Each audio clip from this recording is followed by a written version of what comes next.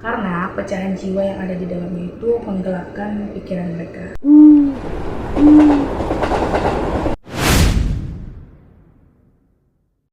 Assalamualaikum warahmatullahi wabarakatuh. Halo semua, buat kalian yang suka nonton dan baca cerita Harry Potter, pernah gak sih kalian bertanya-tanya kenapa Lord Voldemort menciptakan begitu banyak Horcrux, padahal itu merupakan hal yang sangat mengerikan dan sangat keji. Terus kok bisa sih dia sekejam itu secara untuk membuat Horcrux itu harus melakukan pembunuhan dan gak ada rasa penyesalan sama sekali gitu dalam dirinya. Ya kalian udah tau lah ya ceritanya. Tapi di malam ini aku mau membahas tentang Horcrux itu sendiri. Apa itu Horcrux, bagaimana kekuatannya, dan cara penghancurannya. Dan Horcrux Voldemort tentunya. Tapi kalau nanti durasinya terlalu panjang, mungkin aku bagi dua videonya ya. Yang ini part pertama dan part 2 di video selanjutnya. Oke, kita langsung aja, ini dia. Horcrux adalah benda atau objek yang dijadikan penyihir hitam untuk menyembunyikan sebagian jiwanya, memungkinkan mereka untuk hidup abadi. Selama objek yang dijadikan Horcrux tersebut tetap utuh, maka jiwa yang ada di dalamnya pun akan tetap utuh. Dalam dunia sihir, Horcrux dianggap sihir hitam paling mengerikan. Untuk menciptakan Horcrux, seorang penyihir harus merusak jiwanya dengan cara melakukan pembunuhan secara sengaja dan sukarela yang akan mengakibatkan tercerai berainya jiwa mereka sendiri secara metafisik. Pengerusakan jiwa tersebut akan digunakan si pembuatnya untuk keuntungan mereka dengan cara merapalkan mantra yang akan memutuskan bagian jiwa yang rusak dan menyembunyikannya dalam sebuah objek yang sudah ditentukan. Objeknya bisa berupa benda mati atau makhluk hidup. Tetapi membuat Horcrux dari benda mati itu lebih disukai karena mengurangi kemungkinan benda itu hancur dan rusak. Hanya pembunuhan yang benar dilakukan dengan sengaja dan sadar tanpa rasa bersalah dan penyesalan dalam diri yang akan berhasil mencabik jiwa. Membunuh karena membela diri, melindungi orang lain, tidak disengaja, atau berada di bawah pengaruh kutukan Imperius itu tidak akan berhasil. Nah, tindakan pembunuhan inilah yang dikatakan sebagai kejahatan paling besar dan keji. Tentunya Horcrux sangat berharga ya bagi si pembuatnya. Untuk itu dilakukanlah tindakan perlindungan atau pengamanan seperti mantra penangkal dan kutukan untuk mencegahnya dicuri dan dihancurkan. Selama objek yang dijadikan Horcrux itu tetap utuh, maka jiwa yang ada di dalamnya pun akan tetap utuh. Bahkan jika tubuh si pembuatnya ini mengalami kerusakan fatal, mereka akan terus berada di dunia dalam bentuk bayangan. Lebih mirip seperti hantu-hantu dalam cerita Harry Potter tentunya ya. Tapi secara teknis mereka masih hidup. Dan hal tersebut terjadi kepada Lord Voldemort. Sebenarnya ada metode untuk mendapatkan kembali tubuh fisik, seperti dengan menggunakan batu bertuah untuk menghasilkan elixirs of life, atau dengan membuat ramuan tubuh yang belum sempurna diikuti ramuan regenerasi. Terus ada nggak sih cara untuk menyatukan kembali jiwa-jiwa yang udah tercabik dan disembunyikan dalam benda yang dijadikan Horcrux itu? Sebenarnya ada satu cara, dan menurut buku Secrets of the Darkest Art itu ada satu-satunya cara yang diketahui untuk menyatukan kembali potongan-potongan jiwa yang ada dalam satu atau lebih Horcrux. Dan caranya adalah si pembuatnya ini harus benar-benar menyesali atas semua yang sudah dilakukannya. Dan perlu diketahui untuk menyatukan kembali jiwa-jiwa itu prosesnya tidaklah mudah, tetapi sangat menyakitkan, bahkan berpotensi fatal bagi siapapun yang melakukannya. Nah, pecahan jiwa seseorang yang tersembunyi dalam sebuah Horcrux itu memiliki pikiran sendiri dan memiliki kemampuan magis, serta bisa memengaruhi orang-orang yang ada di sekitarnya secara mental. Horcrux bisa secara bertahap memakan kehidupan dan emosi negatif orang lain yang memperkuat dirinya sendiri dan meningkatkan pecahan jiwa di dalamnya untuk bertindak secara independen di dunia fisik. Contohnya, selama beberapa dekade, buku harian Tom Marvolo Riddle berada di tangan Lucius Malfoy, tidak melakukan apapun selain menjaga pecahan jiwa Tom Riddle yang tersembunyi di dalamnya. Akan tetapi, ketika buku harian tersebut jatuh ke tangan Ginny Weasley yang mulai mencurahkan isi hatinya, mencurahkan ketakutan dalam dirinya dengan cara menuliskan di halaman-halaman buku harian tersebut, bagian jiwa Tom Riddle yang ada di dalamnya bukan hanya mampu membalas curahan hati Ginny, tetapi bisa menguras cukup banyak kehidupan darinya untuk benar-benar memanifestasikan dirinya dalam bentuk semi fisik dan melakukan sihir dengan tongkat Harry Potter pada saat di kamar rahasia.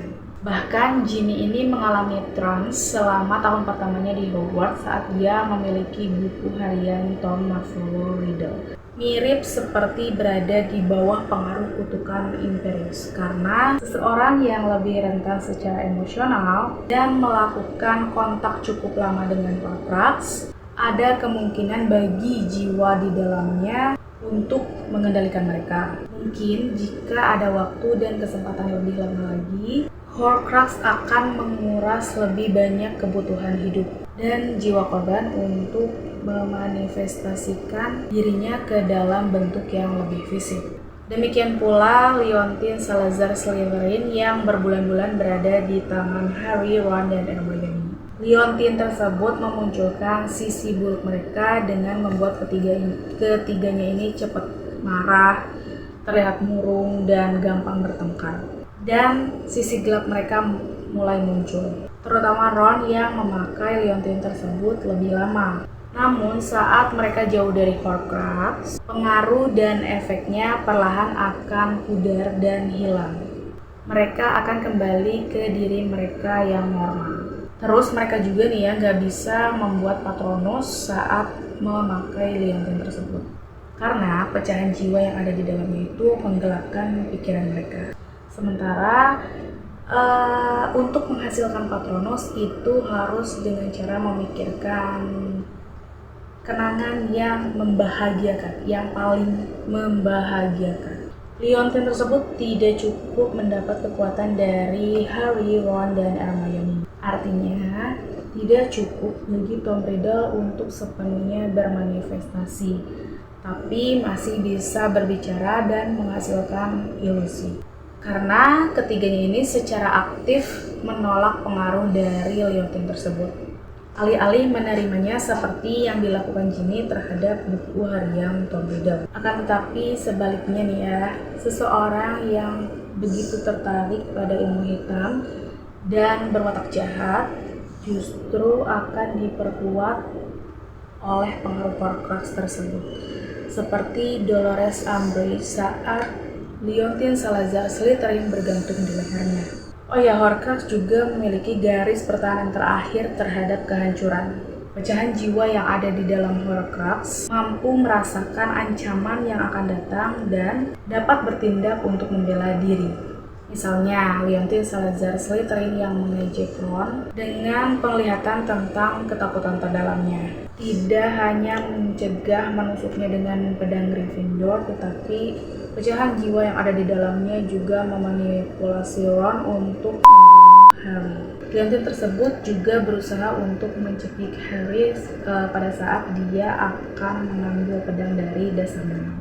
Selain mekanisme pertahanan diri dari pecahan jiwa itu sendiri, Horcrux juga biasanya disihir oleh si pembuatnya agar memiliki bentuk pertahanan lain untuk mencegah kehancuran. Contohnya Leontyne Salazar Slytherin yang tidak bisa dihancurkan bahkan oleh sihir peri rumah sekalipun, dan mengambilnya pun harus meminum ramuan yang sangat berbahaya. Kemudian ada buku harian Tom Riddle yang kedap air dan tidak bisa ditembus oleh tinta yang tumpah. Terus ada juga cincin Morphologon yang mengandung kutukan mematikan bagi siapapun yang mencoba memakainya. Dan Horcrux lainnya pun memiliki pertahanan sendiri. Horcrux yang diciptakan tentu saja dapat dihancurkan. Ketika semua Horcrux dihancurkan, maka si pembuatnya ini akan kembali jadi manusia biasa dengan jiwa yang cacat, lemah, tidak berdaya, dan dapat dibunuh lagi. Nah, untuk menghancurkan Horcrux, objek yang berisi pecahan jiwa tersebut harus benar-benar dihancurkan dan dirusak sampai tidak bisa diperbaiki secara fisik ataupun sihir. Jika Horcrux itu berupa makhluk hidup, ya harus dibunuh. Berdasarkan sifatnya, Horcrux itu bisa bertahan sangat lama dan tidak terpengaruh sama sekali oleh metode penghancuran fisik dan mantra sihir yang dikenal atau mantra-mantra sihir biasa. Hanya sihir dan proses yang paling kuat dan merusak yang bisa benar-benar menghancurkannya. Satu-satunya hal yang diketahui mampu menghancurkan Horcrux yaitu racun basilisk, makhluk paling menakutkan dan mematikan di dunia sihir, dan Vampire, kutukan berbahaya yang menghasilkan api ajaib. Tentunya untuk melakukan kutukan tersebut dibutuhkan keterampilan dan konsentrasi yang kuat untuk mengendalikannya. Kutukan pembunuh atau Avada Kedavra dapat digunakan untuk mengeluarkan pecahan jiwa dari wadahnya. Tapi mungkin ini hanya dilakukan untuk Horcrux yang berupa makhluk hidup. Tidak diketahui apakah kutukan pembunuh atau Avada Kedavra ini bisa berlaku pada Horcrux berupa benda mati seperti cincin Morphologon, Leontyne Salazar Slytherin, piala Hufflepuff, dan benda-benda mati lainnya.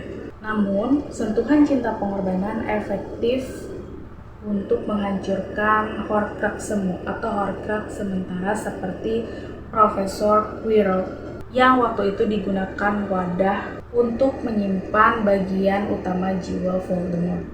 Perlu dicatat bahwa Harry Potter bukanlah Horcrux yang sengaja diciptakan.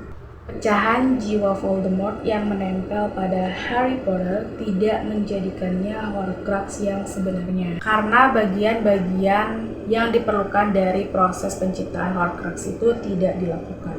Dan mungkin kutukan pembunuh ini tidak bisa bekerja pada Horcrux yang sebenarnya berupa makhluk hidup, seperti Nagini contohnya. Mungkin kutukan pembunuh itu tidak bisa bekerja pada Nagini, karena Nagini ini benar-benar Horcrux yang diciptakan secara sengaja oleh Voldemort. Perlu dipertimbangkan juga bahwa sebelumnya Harry ini terkena racun basilisk dan diselamatkan oleh Fawkes dengan menggunakan air matanya yang mengakibatkan jiwa Voldemort yang ada dalam dirinya juga ikut selamat dan tentunya berada di bawah perlindungan cinta pengorbanan.